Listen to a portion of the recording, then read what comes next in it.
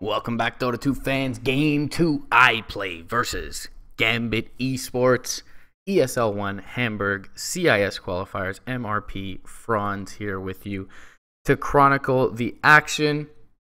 Nature's Prophet first pick for iPlay in this game really feels like they're going to switch their style up after the Necrophos Huskar draft from game 1.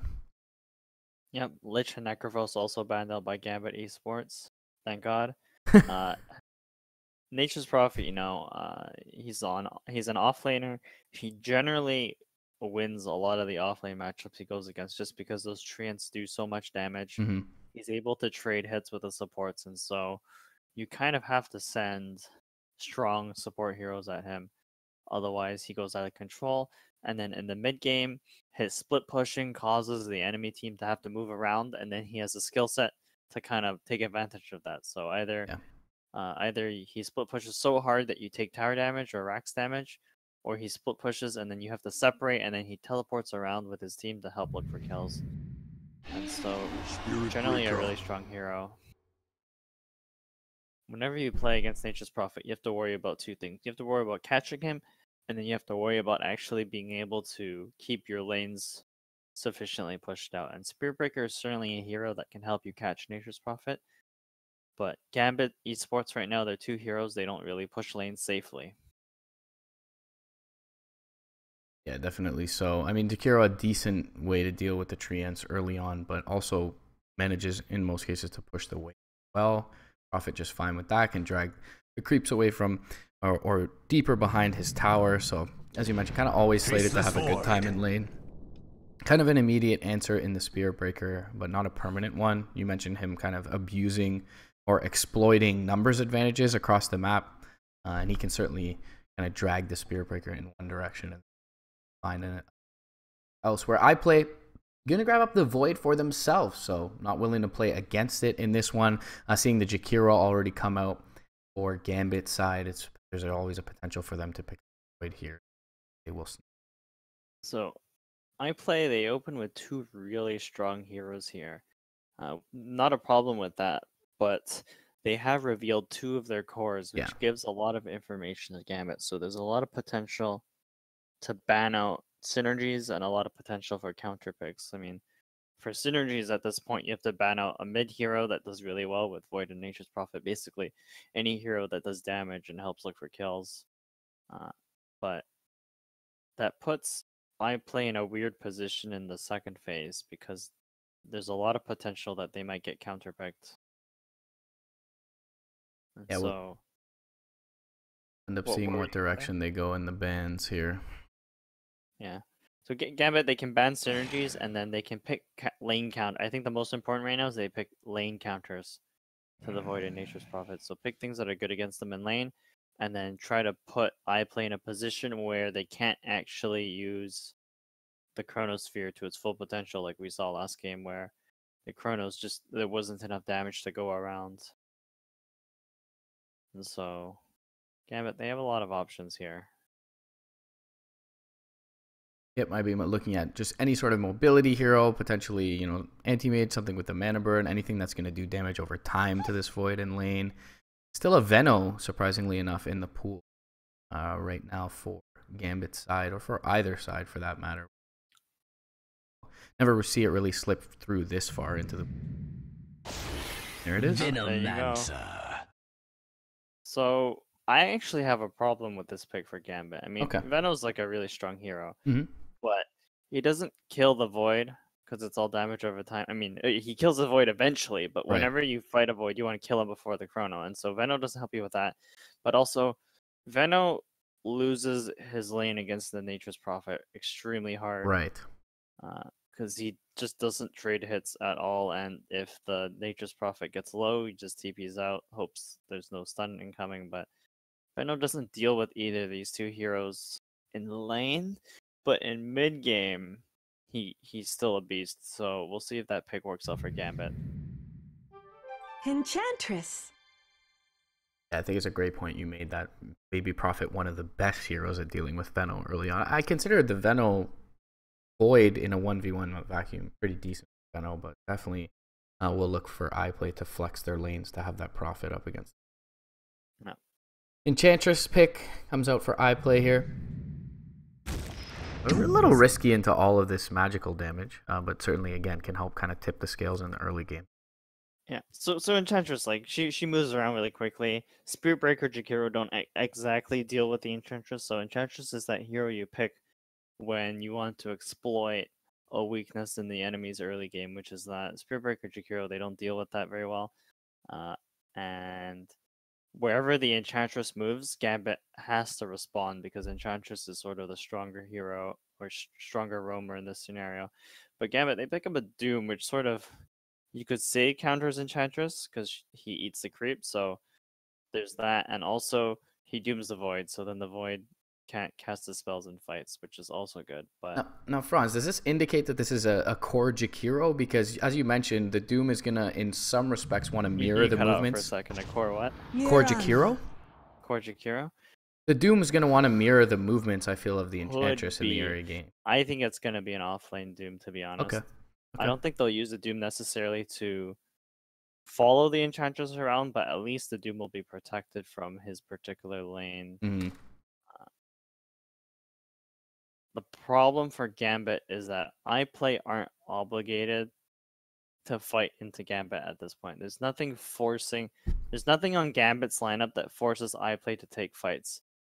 There's no like AoE lockdown. So at most they'll catch one hero with the Spirit Breaker, and then iPlay can be like, hey, we don't want to take this fight, Nature's Prophet, go to a different lane. Look at that, like Spirit Breaker is the only hero that actually like catches up to the Nature's Prophet. And so iPlay, they can dedicate their whole game to split pushing and going for pickoffs only when the Chronosphere is up. And I think that's a problem for Gambit Esports' lineup. Yeah, lack of catch was kind of iPlay's issue. One, maybe it's ugly for Gambit.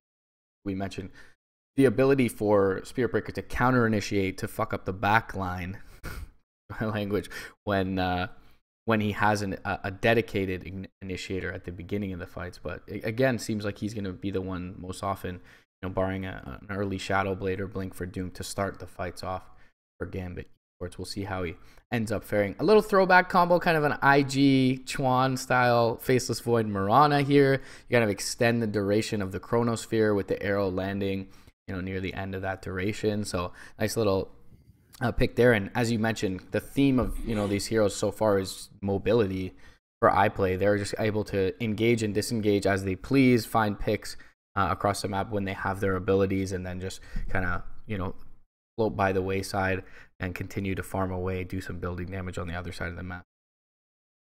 iPlay are extremely flexible with this last pick, and they pick up a Witch Doctor, so they actually have a billion sources of damage to go into that Chronosphere. Unfortunately, Chronosphere and Arrow are like their two biggest sources of lockdown. I don't really consider Cask a reliable form of lockdown, although it's good. And so they have to be careful of how they use that Chronosphere, but they don't really have to worry because they definitely have the advantage up until now in splitting waves. So now Gambit actually have an answer to the split push because now they have their own split push, the queen of split push, the Broodmother. And so iPlay, they have to be a little bit careful because they don't have a way to kill the spiders, but they can kill the Broodmother really easily with Enchantress and Witch Doctor. So we'll see. Like, Broodmother is always a hit or miss kind of hero. Either you snowball really hard or you just feed. And so Gambit, they have to be a little bit careful of how they approach this game. I mean, I'm a huge Spirit Breaker enthusiast, and I find that Spirit Breaker does well when two situations are met. Right. First of all, you have a stun, another like AoE stun on your team, but also you have a really high mobility, high burst hero like an Ursa with a blink or like a Sven with a blink that can help you get pickoffs on the map. Because if the enemy team isn't scared of your charge, then the hero doesn't work. He works similarly to like an IO with relocate ganks. It's the fear of the potential gank that causes the enemy team to play differently. Makes a lot of sense. I mean, Broodmother, not the traditional hero to contribute to ganking with the Spirit Breaker, so kind of more of a static It's hero that kind of sits in lane and forces the enemy to address her at some point. And you mentioned there are maybe a little bit of a lack of way of killing off the spiderlings early on. But still, it does feel like, again, the Spirit Breaker, much like in Game 1, is a little bit on an island. Sure, but the Spirit Breaker can go to the Brood Mother's lane and help set up a kill. So that's a cool thing about their lane. Brood, when she gets like a good amount of spiders, enemy team has to be scared of the Spirit Breaker rotating in, because Spirit Breaker's the hero that sets up the kills, but isn't the hero that actually does the damage. And so they're okay in the damage department with the Brood Mother, but the rest of the heroes on his game aren't scary. They don't really provide damage. Sulfur. Oh, it's going to be Shishari Cat, actually.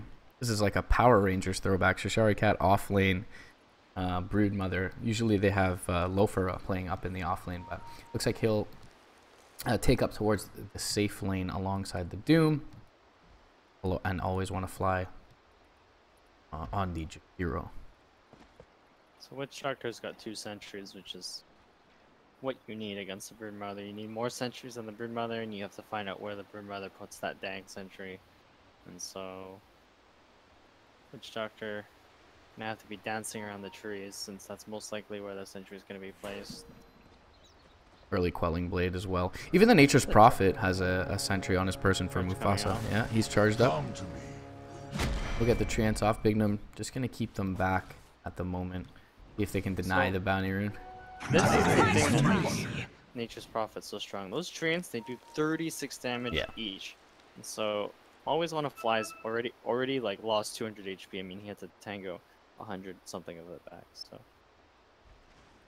this is a core Doom. He has a Poor Man's Shield, which is absolutely necessary. I mean, Doom has very 1 low armor. Yeah. Formerly 0 armor, but now literally unkillable. That's the 1 armor PMS. That'll keep him up all game long. Early on, always want to fly. Gonna have trouble with these Treants for sure, as you mentioned, and maybe that garners the presence of Bignum Spirit Breaker in this top lane. But a couple levels into the Jakiro, he should be okay again. And so Void's also working on that Poor Man's Shield. I heard somewhere, and I don't know much about PRNG, but I heard somewhere that Poor Man's Shield doesn't work as intended under the PRNG system, because numbers that get too high, like close to 50%, you're more likely to roll a favorable outcome. But I don't know anything about that. But what that does mean is that when you're fighting Treants and when you're fighting Brood Mother Spiderlings, you're taking a lot less damage than you would expect if it was purely random 50%.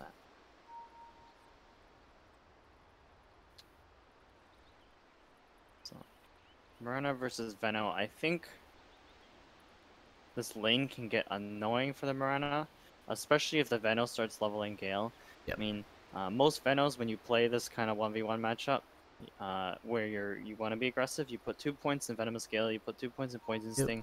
I mean, the scaling, if you just look at the numbers, the scaling from damage ticks from level 1 to 2 Venomous Gale goes from 10 to 40. It's like a 4 times increase. And then Poison Sting is almost over a 2 times increase. And so level 4 is that point where Venomancer gets super annoying. You start taking almost 50 DPS before reduction. And so Mirana, she has to be worried about that, and then she has to be worried about a follow-up from the Spear Breaker. But generally, laning with Mirana, it works where you arrow the ranged creep, so that your lane starts pushing into the enemy mid laner. It does push your lane, but it makes it harder for the Venomancer to trade hits with Mirana. Actually, it makes it impossible, because the Veno couldn't do that in the first place, and now the Veno has to deal with more creeps.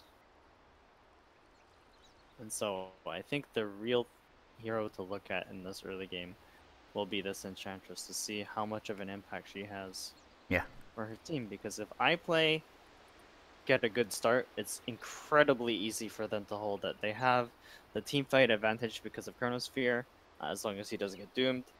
And they definitely have a lot higher split push potential. And so if they get off to a good start and they keep the Brood Mother in check, I think iPlay will be able to win the mid game. Yeah, they look pretty decently slated to have a good early game. Nice northern ward here in the mid lane to help out the Mirana, see any inbound charges. There is a dire ward, however, on the cliff, so if the Enchantress happens to smoke by the shrine, she will be scouted out as well, but we'll be interested to see how these lanes play out early. Bottom lane, Witch Doctor hasn't expended a sentry just yet. Once he gets back to lane, actually does get the D ward down by the small clamp, which was blocked, so nice little bit of golden experience going his way. Meanwhile, top lane. Charging the wall. Gotta cancel that tornado, man. That darn tornado. The lane's pushing in really crazy. There's 2 ranged creeps up here for Gambit, so they're gonna have to pull the small camp if they want to keep the lane equilibrium back. It'll be very favorable for the Prophet to get this early couple of levels. Maybe picks himself up a phase boost. We already touched upon how low Doom's armor is early on, and even with the PMS, the Nature's Prophet can get a lot of right-click damage into him. So the Enchantress is top, which means that it's Void and Witch Doctor against Broodmother, and I'm fairly certain that the Broodmother will do very well on this lane, so I have to worry about that. I mean, I feel like this Enchantress would have been better suited roaming between bottom and mid lane. Okay. Just because the Venomancer is a much easier kill than top lane. I mean, Nature's Prophet is always going to be Nature's Prophet. He'll always get his farm, especially if you leave these 2 camps under secret shot for him. Looks like Enchantress is taking those, so she's going to try to make something happen here. She's going to smoke under a ward, potentially. She's just going to walk under the ward for now, so the Dire will be well aware of her movements. However, Always Wanna Fly still hanging around here, trying to soak some experience from this large camp kill, and now Onyx jumping forward. Oh, throws the Hadouken, gonna catch the Doom, and now the charge coming through onto the Nature's Prophet. Still, though, a lot of staying power here for this Enchantress plus Furion. Another Shockwave gonna fly out onto the Doom. That's gonna keep him back, and now it's essentially a 2v2 on the south side. Doom gonna limp back in towards the fight. Bignum very tanky, gets a bash off. Mufasa could be in trouble here. Ice Path flies. He will dodge it for the time being, and the Shockwave. A little bit of taste of her own medicine for the Enchantress. She's gonna get charged up now. Does not have Untouchable, but they won't continue to pursue forward. Either way, it's a kill secure. Now Furion back up towards the top lane. Always Wanna Fly should be able to TP out. Will. And Mufasa unable to find the return kill. So First Blood going to go the way of Gambit in this top lane. Nice reaction from them with the Spirit Breaker. You know, I'm actually going to say that iPlay won that engagement even though they lost First Blood. They've effectively won the lane now because the Jakiro and the Spirit Breaker have to move back. Okay. The Doom's really low on mana, so this lane can be easily overrun. You even see the Witch Doctor moving up here. I think there's a huge potential for them to just overwhelm this lane with Treants, with Enchantress creeps, and take this tower pretty early. Yeah, now they're looking in towards mid lane as well, where they brought the Witch Doctor a moment ago. Kuman barely surviving the gank, but can he survive this one? A little low on mana for the Mirana. She is going to need to hit this arrow more than likely to kill off the Veno, but Veno kind of the one, you know, star of the early game here for Gambit Esports, doing extremely well in his lane. Now they will fire the arrow. They catch it. They get the stomp off as well. Gale connects onto 2, though, and the charge is there. Venomancer did not get maledicted up, but the TP in from the Prophet, that'll be enough. And they will bring down Mirana, even the one to find the last kill there. Kuman in the mid lane on the Veno, who was doing very well. 11 denies on the Venomancer, so a big kill for them to find there. The iPlay took advantage of a really cool opening there because the supports had to go back, so the Spirit Breaker was late. But also there was really no one to scout out to see where the Mirana in trouble now. No pounce available, or leap I should say. Fairy Fire's up, but to no avail. Will be brought down to the second right click of Bignum. So Broodmother has a half-level advantage on the Void. She's got her Soul Ring, so she's pretty much good to go in this lane now. This Void's got to be a little bit careful. So, Charged up here. Charge. Level 2 time walk. The time walk ahead of time. And does. And now they'll look for the dive. Web pop down. Bignum coming through. Beautifully executed by this tandem of heroes from Gambit. Shishari Cat, as we mentioned early in the game, very comfortable on this Brood, and they will find a kill on Loafer, kind of the star, or one of the stars of Game 1 on that Darks here for iPlay side. 3-1 is the score now for Gambit. Teeping up towards the top lane will be the Witch Doctor, as the Furion in trouble and actually goes down. Bignum all over the map here on the Spirit Breaker thus far. 1-0-3 already here, involved in all 4 of his squad's kills. That puts iPlay in a little bit of a weird position because I feel like they're losing 2 of their lanes now. Jump forward, top lane. Cast doesn't bounce favorably here for the Radiant side, and now the re-engage here. Charge onto the Furon. Do they really have the damage this time, though? They get the charm off onto Bignum. Ice Path is there for the time being, and it looks like he'll be able to make it away with the active on Empowering Haste. So iPlay are in a little bit of a weird situation. Whenever you're playing from behind and there's a Broodmother on the enemy team, it takes way too many resources to take care of this Broodmother. So Mirana in trouble. Careful. You mentioned all this early game damage from the Veno with the 2-2 build, and just easily Human finds the kill. Already level 7 now on the Veno. Is the highest in the game alongside his Broodmother. Yeah. Mirana doesn't really have a mechanic to stop the Veno from doing this. At most you leap away, but as soon as that's expended, or if you get galed before the leap goes off, you're in a lot of trouble. Certainly not like a strong lane controlling. Bottom, they may be baiting in Shashari Cat here. He gets the spider. Oh, the spawn Spiderlings does not kill him off, and now they've re-engaged with the cask. They have a sentry on the Witch Doctor if needed. Shashari Cat, he will go down. And they'll finally kill off this pesky Broodmother, but it is major committal from the Radiant side, bringing 4 heroes bottom. They don't lose anything in the way of tower damage, though, middle lane.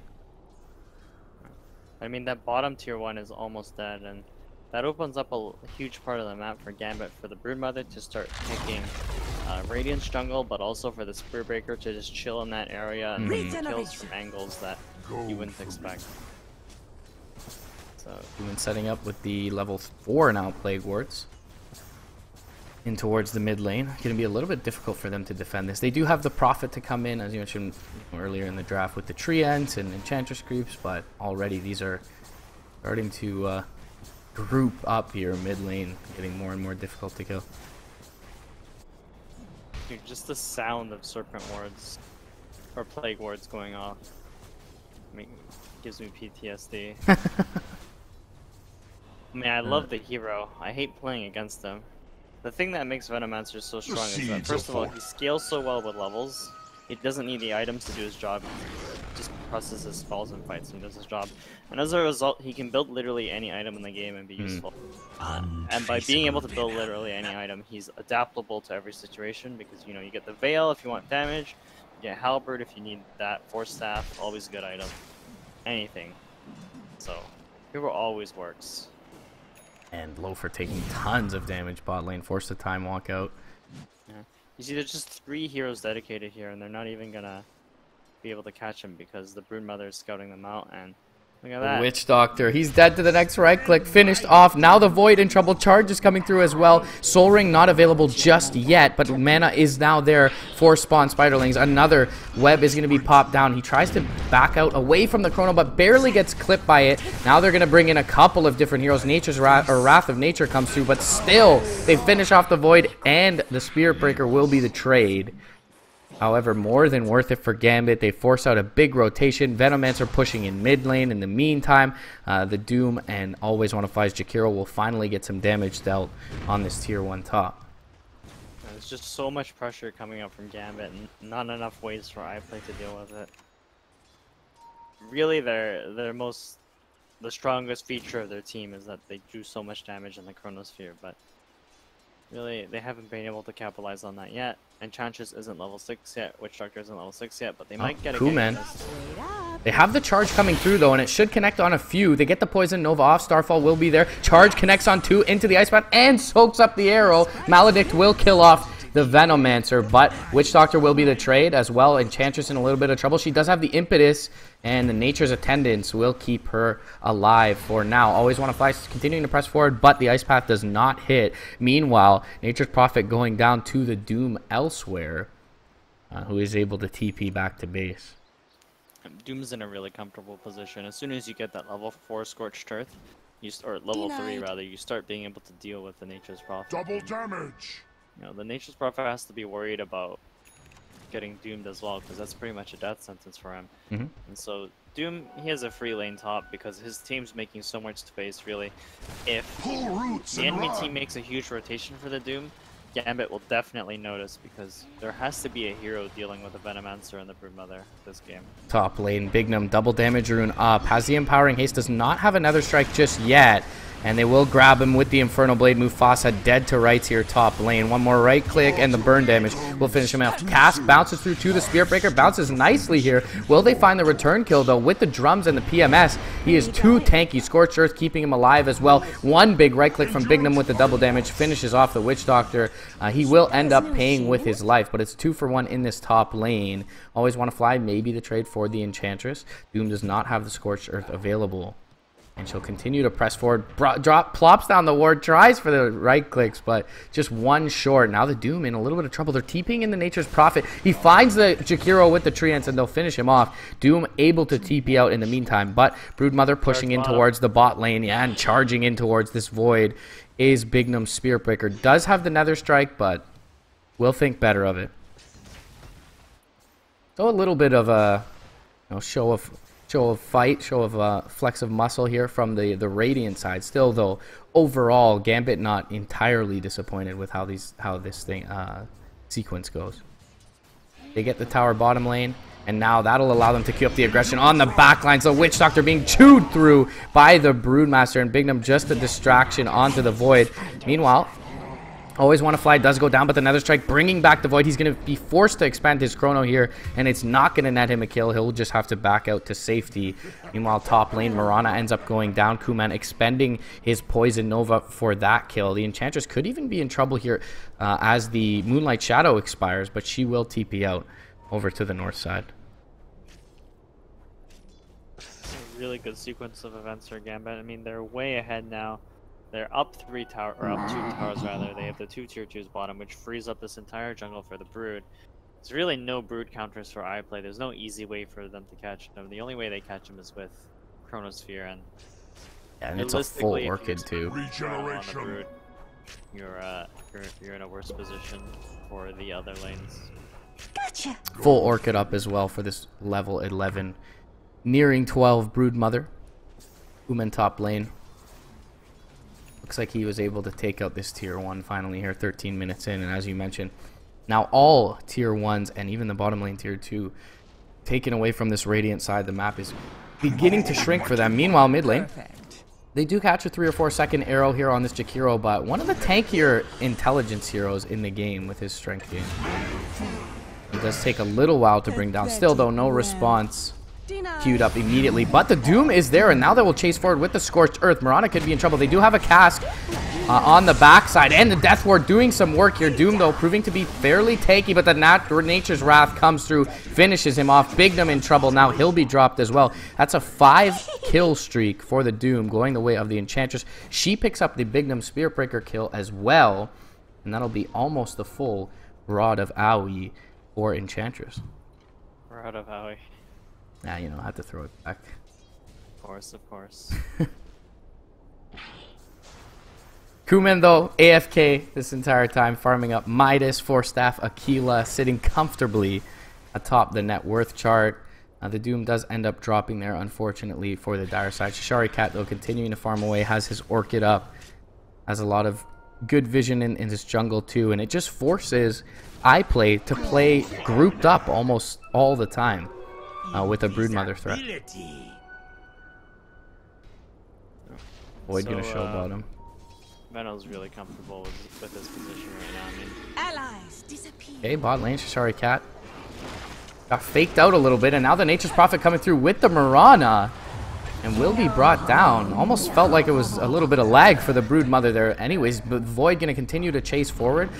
Walking through the macro power, has a Chrono alongside the Enchantress, who is out of mana. They will be able to finish off the Spirit Breaker. Now they'll press forward for even more.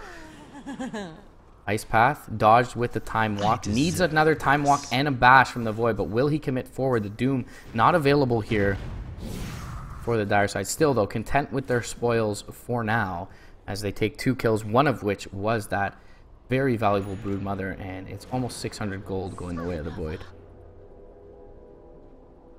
That was a really well fought by iPlay, but I also think that Gambit sort of overextended there, especially with the Brood. I mean, there's no reason to go in there, especially when you don't see any of the enemy heroes on the map. And so, good turnaround from iPlay. They put themselves back into the game, sort of. Still 5k, 4k net worth behind. Problem is, this Venomancer has been farming the whole time. Yeah. Has the full Hurricane Pike nearly here. Big fan of the right-click Venomancer. I was Pike. just gonna ask, are we going Scotty this game, Franz? Is that... Yeah, Halberd, Scotty, all good.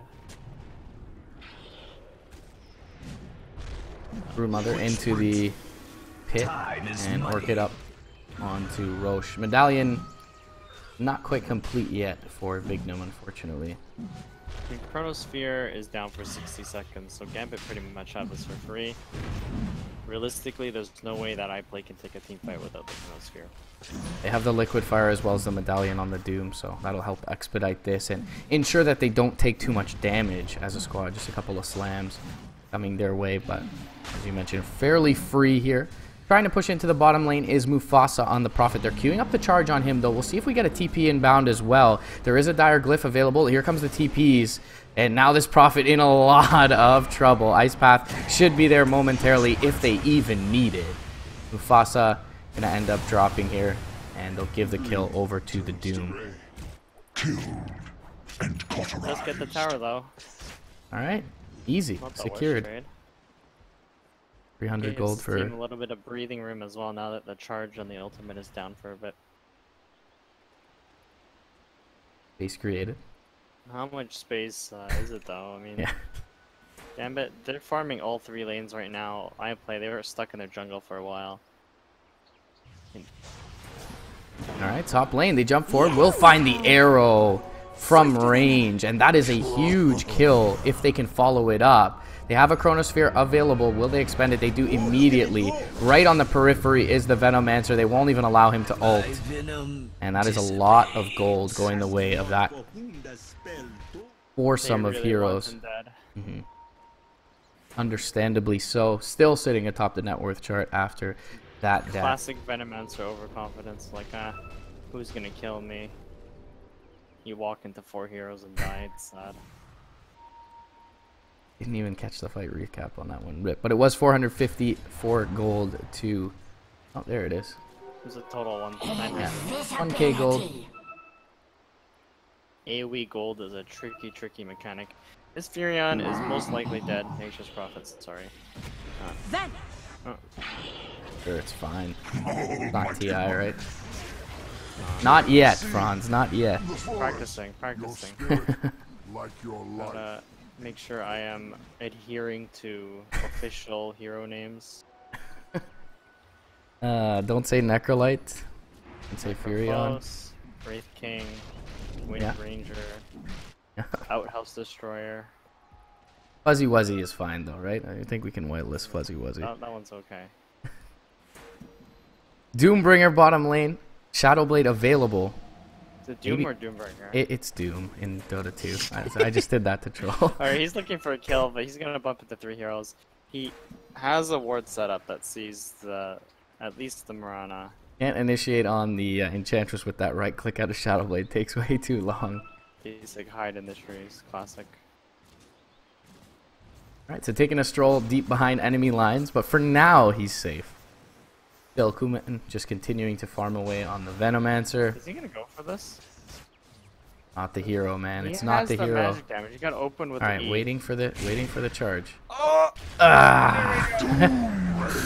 Pops the drums and the Scorched Earth. This is going to be a difficult kill. There is no tower nearby, however. Now the charge coming through. Cask is going to be there. He gets the urn off, but remember how Doom used to do damage? Yeah, it doesn't really do that anymore. Now Bignum in trouble. Pounce for or leap forward.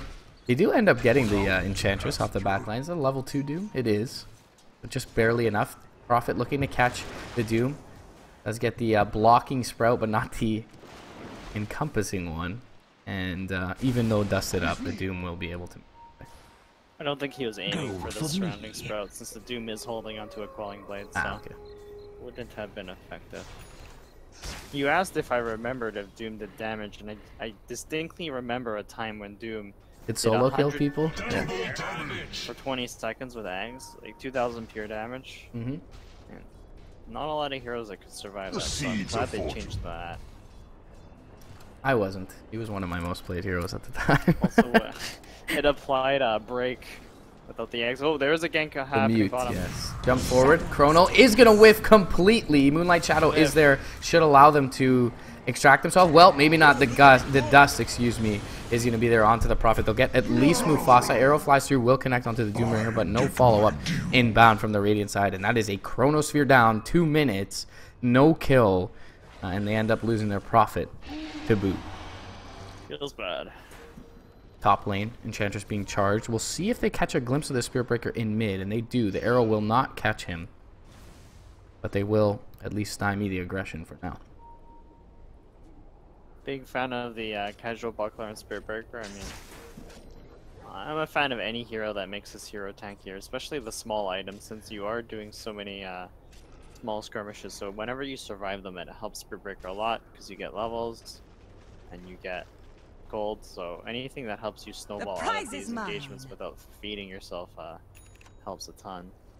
Kuman mid lane, Sanj completed up on top of Hurricane Pike Aquila, so very tanky, 2200 health. They'll kind of serve him as bait, throw the liquid fire time and time again on the tower. A little bit of vision from the play wards. At the point. He's just pain yeah. and suffering. I mean, as soon as they the thing is, as soon as Gambit get the next Aegis, I think the game is going to go in favor of Gambit a lot more. Like, they'll probably get a Rax off of it, since whenever you play against a hero like Void, you're planning around the Aegis. Mm-hmm. Well, mid lane, always on a fly, gets the ice path off, and the cask will not make it. Horns are better than 2. Oh, that took a really high trajectory. Lost it. Oh, here it comes. Doink. Alright, have to follow that. Even so, it feels like, you know, even if they take a good fight with the Chronosphere at the high ground, Shari Cat may or may not even be involved, could be taking another lane with this last tier 2 going down, so the game does feel very hard for the Radiant side now. They do maybe play around this little bit of vision that they have up on their cliff as this last tier 2 is taken out. Smoke coming up from Radiant. Hmm? They have the Crewman, they get the Chrono, but the Orchid is there from the east side. They get to Doom onto Mirana, so it feels like it may just be a 1v1 at this point. Chronosphere expended. Now they'll press forward. Time dilation is going to slow them up a bit, and Cask is there as well. Impetus coming through and actually doing a lot of damage to Shashari Cat, and even with the Insatiable Hunger, he's going to be taken out. So overall, Radiant very happy with this trade. No Poison Nova or Gambit in that fight. Really hindered their damage. And right down to the bottom lane, Mufasa will go to split push. He is currently being charged, and the TP inbound from the Doom as well. It's nighttime. They do not see Bignum. He can be in a lot of trouble. He is TPing the base though, and will be safe. Mufasa's like, you're not gonna catch me for the 3rd time with that charge. So that Chronosphere caught the Venom in a really nice place, because iPlay were able to place all of their damage into that Chrono, and even though the Venomancer's got 2.4k health with a Halberd, still went down in quick time. So pretty well executed team fight from iPlay. After that Venomancer died, Gambit sort of just walked into Just what the doctor the iPlay tier 2, took a ton of damage from everything. Treants mid lane trying to take out the tier 1 tower, but it looks like Bignum will be able to thwart that effort and deny it up. Almighty money. Regardless, takes an access point off the map for Gambit. They still have their shrines though and will for a long time, presumably. Mufasa can sort of keep his team into the game by split pushing, because it just sort of delays the timings of Gambit. Like, Gambit wanna be able to harass towers with Broodmother while the 4 heroes do stuff, because you have to be scared of the Chronosphere, and so I think Mufasa's been doing a really good job of keeping the split push in check from the enemy team.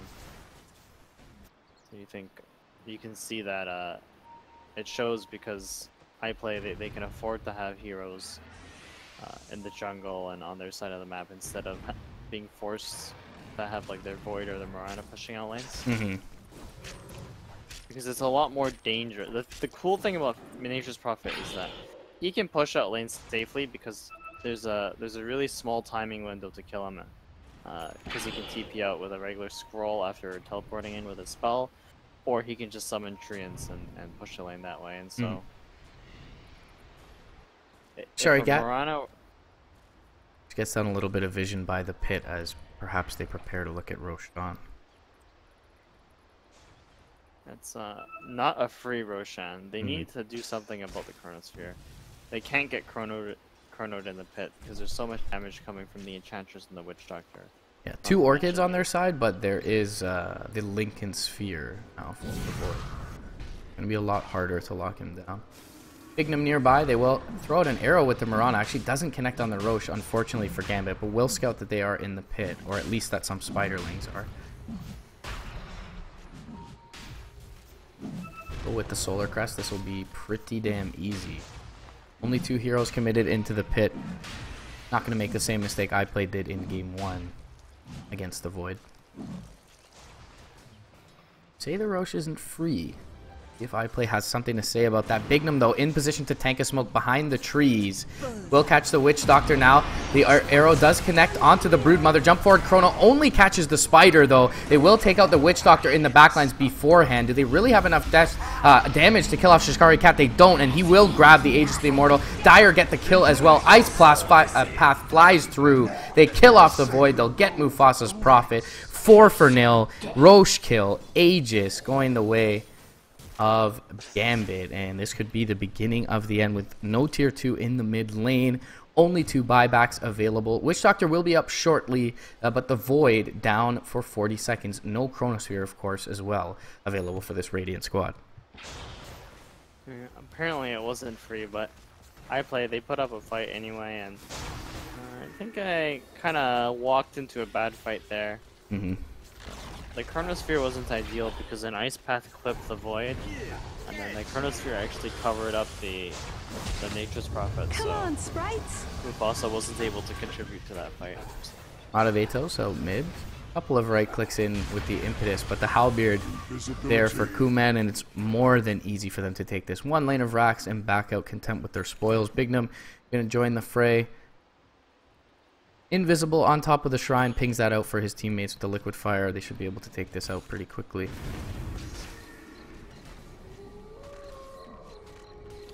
Gambit not in a hurry to do anything. They go for the easier objectives, the shrines. Take away some map control from the enemy team. They still have the Aegis for a very long time, so they can plan a push if they want. The prize is they're mine. close to any big items. Brood's fairly close to his butterfly. He should have that before the next push, actually. Maelstrom coming out for Kuman, just maybe to help deal with the other lanes that Mufasa is trying to push in, which can help them get down towards their ultimate objective, which would be the base. Ghost Scepter coming out for Always Want to Fly. That'll be nice if he can, pop it before Chrono or to save himself from Impetus shots. Bot lane, he'll throw out the Macro Power, push out the wave, and TP on out. Void nearby, but not close enough to try and get a bash off. Shishari Cat going to start to set up on the western side of the map, taking out this shrine, maybe eventually allowing his team to push the other lanes and take out the tier 2. The Void is actually a little bit difficult for Gambit to lock down since all of their initiation is stopped by Lincolns. The Doom stopped, the Charges stopped, and the Orchid is stopped. And so Doom isn't actually a Void counter because of the cast point of Doom itself. The Void can always react to Doom, especially if you buy an item like Manta. Like the moment your Lincoln's is broken, you push the Manta, you assess the situation, and you turn on the Doom. And so, I mean, there's still a potential for iPlay to come back. They just have to be able to defend this top push, but the odds are against them. There's an Aegis on the Broodmother. Yeah, she'll be the one to jump up to the high ground, pops up the Insatiable Hunger for that extra bit of damage.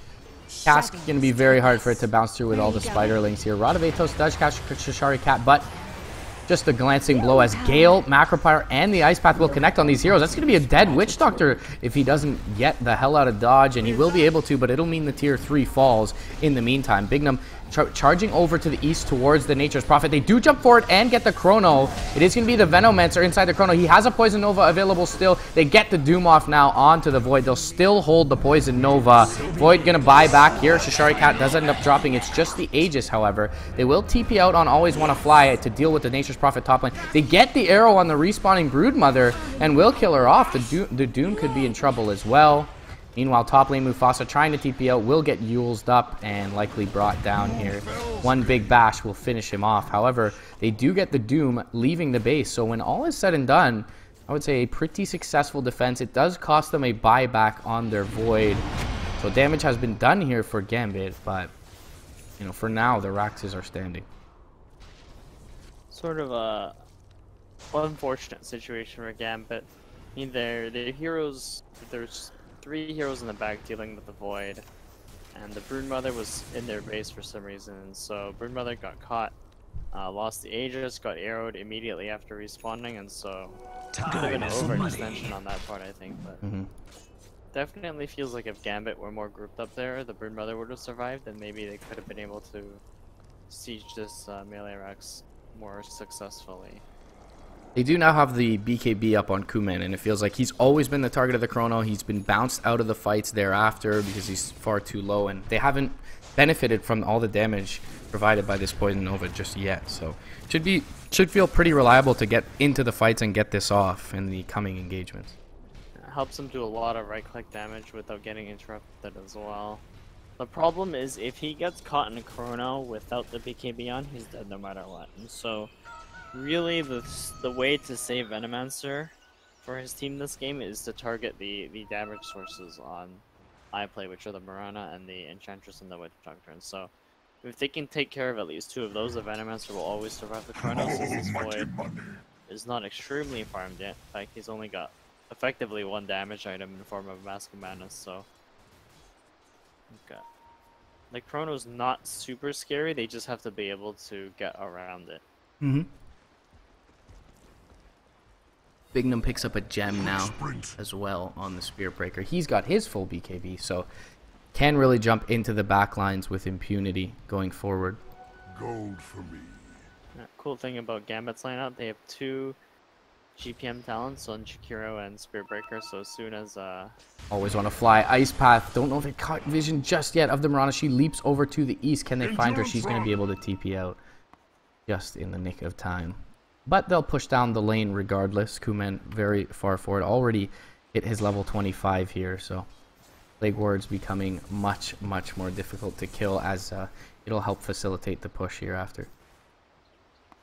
So if this game goes late, you get the GPM talent on Shakiro, you get the GPM talent on Spirit Breaker. Spirit Breaker gets super fat, hits level 25 for that plus 500 charge speed, then the V-Tech kicks in and you can't escape it. Of all the brands, you went with V-Tech. V-Tech? Oh, I'll buy it. Actually, V-Tech's the only one I know of because it's a meme. It's a meme, right? But it's just something about like variable. Variable valve timing? That's what it is. Sorry, I lost the words. I'm not actually a car guy. I just know about the memes surrounding that. And then I remember my engineer friend was explaining it to me, the variable valve timing. I found it fascinating. All right, well, The seeds of fortune. we'll see if maybe iPlay gets a little bit of, when they watch this replay, they get a little bit of joy out of that, because everything else seems just miserable for them right now. Jakiro going to TP in top lane. Spiderling's getting to work on the range racks real quickly. And Moonlight Shadow is going to be popped by the Radiant. They'll maybe try to make a jump here. Butterfly and BKB up on Shishari Cat. It's going to be a hard kill. Chronosphere catches nothing. Broodmother will end up walking into it. But now over on the east, they're trying to deal with the Mirana. Bignum charging forward and through to the backlines. Poison Nova popped off onto 3. And it looks like all 3 of them could be in grave danger. Enchantress will be able to make it back to the base, but that's 3 dead, only one of which, excuse me, has buyback, and now the Mirana gets ice pathed up. Galed, she has a buyback available, and it's going to be the last stand now for the Radiant side. Shiva's guard, slow up the Enchantress, bring her down. Kuman, as you mentioned, able to right-click with reckless abandon with this BKB up. Standing ground on the fountain, and this will be Mega Creep secured by Gambit Esports, looking to take this to a deciding Game 3 after what was a difficult Game 1 loss, and they will be able to do so as the towel thrown in by the iPlay side. Really well played from Gambit. I mean, they from the get-go, I think they drafted themselves some winning lanes. So the Brood, there wasn't really anything to deal with the Brood, especially with the Enchantress on the top half of the map. I think iPlay had some potential to completely crush the top lane if the Enchantress dedicated all of her time there. You can't really, if you're playing Enchantress, like push the 2 supports out of the lane and then just leave, because there's a lot of potential for the Enchantress and the Nature's Prophet to just bully the Doom out of the lane, and then from there the lane gets really easy for the Nature's Prophet. The other alternative, this is just my opinion, I don't know how it would have panned out, but if the Enchantress started bottom, they could have killed the Brood, and then the Void would have had a much easier time.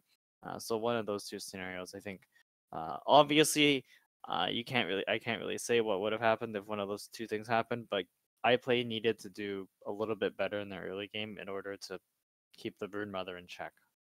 Yeah, definitely so. If they had spent a little more attention on the Brood top lane, she wouldn't have been able to create so much space. We saw the Doom thereafter pretty much free farm, and then the attempts at top lane were, disastrous essentially for iPlay side. Either way, I mean, both teams able to pick up a win here. It is a best of 3 series, guys, so we'll be back for Game 3 shortly. MRP and Franz bringing this one, and then afterwards a couple of best of 3s in the North American region, starting off with Immortals, actually. So the former MVP Phoenix squad now banded back together.